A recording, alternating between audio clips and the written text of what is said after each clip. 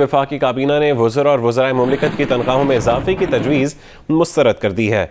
वज़ीर आज़म हाउस को कमर्शियल सरगर्मियों के लिए इस्तेमाल से मुतालिक मामला मुअख्खर कर दिया गया। एलामी के मुताबिक ममनू असलहा लाइसेंस के इजरा का इख्तियार वज़ीर दाखिला या सेक्रेटरी को देने की मंजूरी दी गई, जबकि गैर ममनू असलहा लाइसेंस इजरा का इख्तियार वज़ीर, सेक्रेटरी या एडिशनल सेक्रेटरी को देने की मंजूरी दी गई है। फ्रॉड के मुकदमे में मतलूब मुजाहिद परवेज़ को अमरीका के हवाले करने की मंजूरी भी दी गई। वफाकी काबीना ने कोरोना से मुतालिक 61 अशिया की दरामद पर ड्यूटी से इस्तिस्ना की मुद्दत में तौसी की मंजूरी भी दी।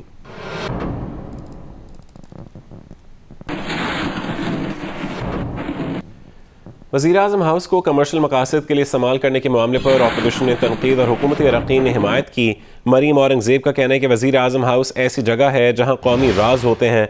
रेड जोन या वज़ीर आज़म हाउस में कमर्शियल सरगर्मी नहीं होनी चाहिए।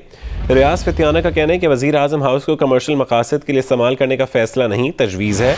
अब्दुल कादिर पटेल ने कहा कि वज़ीर आज़म हाउस वैसे ही कमर्शियल है, सारी सरगर्मियाँ कमर्शियल होती हैं और बड़े आला पैमाने पर होती हैं।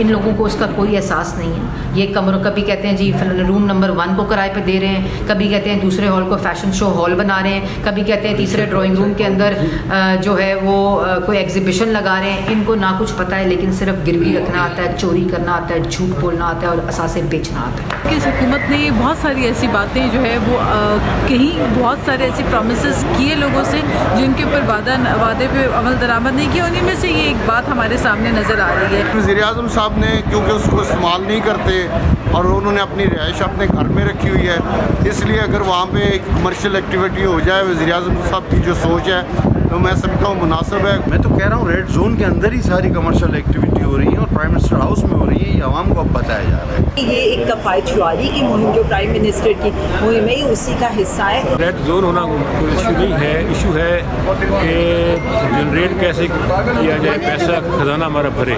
एक तरफ तो हमें रेड जोन के अंदर आ जाने की इजाज़त ही नहीं है, फिर सैर और तफरीक के लिए जगह बड़ी मुकीम है। जो वज़ीर आज़म हाउस का अपना एक वक़ार है, अपना एक मुकाम है, जैसे अवान सदर का है, वो आप कायम रखें, उसको डिग्निटी के साथ रखें, इन चक्करों में ना पड़ें और कन्फ्यूजन ख़त्म करें। और अगर नहीं रहना तो ना रहें उस घर में, आइंदा भी तो कोई वज़ीर आज़म आएंगे ना इंशाअल्लाह। अमरीकी वज़ीर ख़ारजा एंटनी ब्लिंकन ने अफगान सदर अशरफ गनी को टेलीफोन करके अमरीकी मदद और ताउन के अज़म का इजहार किया है। अमरीकी महकमा ख़ारजा के मुताबिक दोनों रहनुमाओं ने अफगान सियासी अमल के लिए मुज़ाकरात में तेज़ी लाने पर जोर दिया। अमरीकी वज़ीर ख़ारजा ने कहा कि सियासी अमल में तमाम धड़ों की शमूलियत यकीनी बनाई जाए और इंसानी अक़लियतों और ख़वातीन के हुकूक़ को मद्देनज़र रखा जाए। दोनों रहनुमाओं ने तालिबान के जारी हमलों की मज़म्मत की और तालिबान के हमलों में अफगान शहरियों की जानों के इज़्या पर गम का इजहार किया।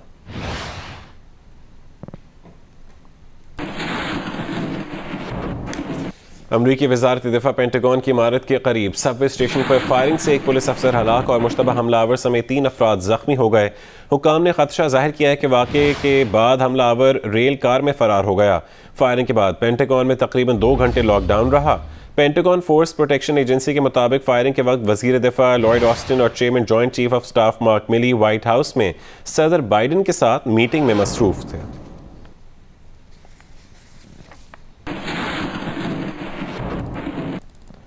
अफगानिस्तान के दारुल हुकूमत काबुल में धमाकों में 3 अफराद हलाक, 7 जख्मी हो गए।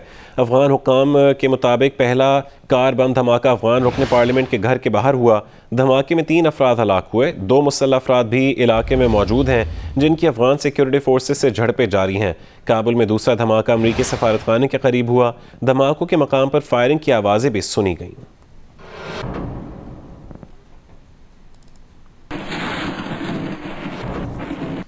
आपको खबर दें, इस्लामाबाद में इलेक्शन कमीशन की इमारत की दूसरी मंजिल पर आग लग गई है। फायर ब्रिगेड के मुताबिक आग शॉर्ट सर्किट की वजह से लगी, जिस पर काबू पा लिया गया है। आग से फर्नीचर को नुकसान पहुंचा।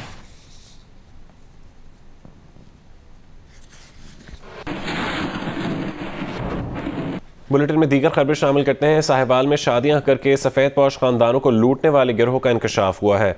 गिरोह का भांडा मरकजी मुलजिम की 15वीं बीवी ने फोड़ा। तफसीलात वहीद गनी की रिपोर्ट में देखिए। पुलिस के मुताबिक फैसल एहसन नामी शख्स सादा लोग खानदानों में शादियां करता और उनसे तलाई जेवरात भारी रकम हथियाता। इस काम में वो अकेला ही नहीं बल्कि उसका बेटा और पहली बीवी भी शामिल रहे। पुलिस के मुताबिक मरकजी मुलजिम की 15वीं बीवी ने फैसल की शादियों का भांडा फोड़ा, जिसके मुताबिक वो शादी के लिए अपने आप को कंवारा या तलाक याफ्ता जाहिर करता और शादी के बाद रकम और जेवरात हथियाकर बीवी को तलाक दे देता। मेरी शादी के तीसरे ही दिन इन्होंने बहाना लगाना शुरू कर दिया कि मेरे पैसे निकल गए हैं, इन्होंने हमसे पैसे लिए हैं और पैसे लेने के बाद इन्होंने मेरे से तशद्दुद करना शुरू कर दिया और इनके वैसे ही तेवर ही बदल गए। सारा कुछ इन्होंने हमसे जेवर भी ले लिया, जेवर भी दिया, इसे सब कुछ दे के इसने, इसकी बीवी आ गई और बेटा आहद और इसकी बीवी शाहज़द दोनों आ गए, इन्होंने मारा पीटा। साहिवाल थाना बहादुर शाह पुलिस ने मरकजी मुलजिम फैसल की 15वीं बीवी की शिकायत पर उसके बेटे अब्दुल आहद को गिरफ्तार करके अदालत से 2 रोज़ा जिस्मानी रिमांड हासिल कर लिया है, जबकि मरकजी मुलजिम की तलाश जारी है। पुलिस के मुताबिक धोखादही से शादियां करने वाला ये मुनज़्ज़म गिरोह काफी अरसे से वारदातें कर रहा था। वहीद गनी, जियो न्यूज़, साहिवाल।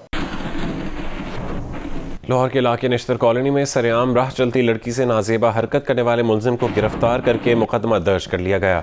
नश्तर कॉलोनी के इलाके में एक नौजवान की जानिब से राह चलती लड़की के साथ छेड़खानी की वीडियो मंजर आम पर आई थी, जिसके बाद मुतासरा खातून ने पुलिस से रुजू किया था। CCTV वीडियो की मदद से मुलजिम को ट्रेस करके गिरफ्तार कर लिया गया है।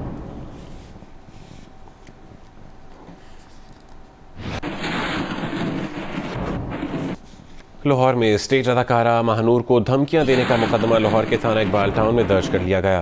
तर्जुमान पुलिस के मुताबिक अदाकारा महानूर को धमकियां देने वाले नामालूम अफराद के खिलाफ मुकदमा DIG ऑपरेशन साजिद कियानी के हुक्म पर दर्ज किया गया। FIR के मुताबिक अदाकारा महानूर ने कहा कि वो थिएटर से घर आ रही थीं कि नामालूम नंबर से कॉल आई जिसमें जान से मारने की धमकियां दी गईं।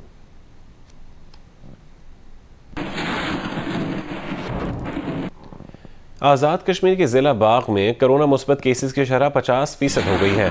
उनमें डेल्टा वेरिएंट के 4 केसेस भी रिपोर्ट हुए हैं। पूंछ डिवीज़न के तालीमी इदारे फौरी तौर पर 15 अगस्त तक बंद कर दिए गए। उधर मुजफ्फराबाद और भिम्बर में कोरोना वायरस का फैलाव रोकने के लिए जुज़वी लॉकडाउन लगा दिया गया। कारोबारी मराकज़ रात 8 बजे बंद करना होंगे। हफ्ते और इतवार को कारोबारी मराकज़ बंद रहेंगे। रेस्टोरेंट में इंडोर सर्विस पर पाबंदी होगी। आउटडोर सर्विस रात 10 बजे बंद करना होगी।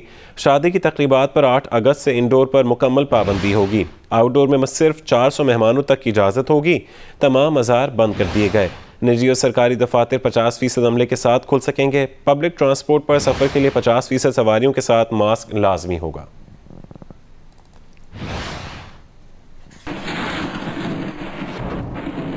सदर मुस्लिम लीग नून और अपोजिशन लीडर शहबाज शरीफ ने बानीपुरा मकबूजा कश्मीर में भारतीय फ़ौज के हाथों कश्मीरी नौजवान की शहादत की मज़म्मत की है। एक बयान में शहबाज शरीफ ने कहा है कि भारत इंसानी हुकूक की संगीन पामालियों पर आलमी क़वानीन और इंसानियत का मुजरिम है। मकबूजा वादी में इंसानियत सोज भारतीय मज़ालिम में कई गुना इजाफा हो चुका है।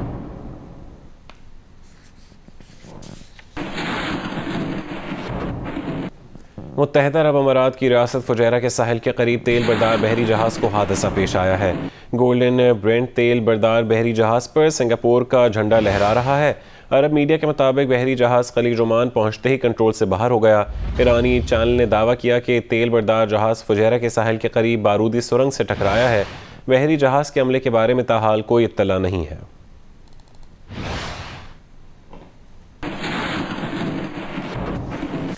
इस्लामाबाद में कायद आज़म के पोर्ट्रेट के सामने गैर अखलाकी तस्वीर बनाने के मामले पर थाना कोराल की पुलिस ने मुकदमा दर्ज कर लिया। मकामी शहरी राशिद मलिक की दरख्वास्त पर दर्ज FIR के मुताबिक एक लड़के और लड़की ने कायद आज़म के पोर्ट्रेट के सामने गैर अखलाकी तस्वीर बनाई और उन्हें सोशल मीडिया पर फैलाया।